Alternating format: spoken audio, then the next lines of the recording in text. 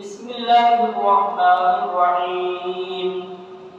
In কুল্লু মান ফিস সামাওয়াতি ওয়াল আরদি ইল্লা আতির রহমানি আবদা।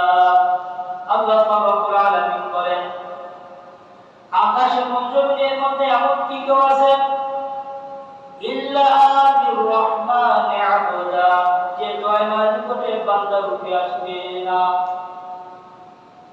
এমন কোন বান্দা বান্দী আছে যে কিয়ামতের মাঠে উপস্থিত হবে না?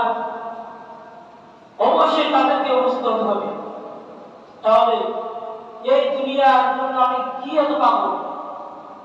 প্রত্যেককেই এই আসমান জমিনে যারা আছেন প্রত্যেককেই আল্লাহ এখানে উপস্থিত হয়ে যাবে। এমন কেউ আছে যে তার দয়াময় রহমতের নিকটে বান্দা রূপে আসবে না? প্রত্যেককে আসতে হবে।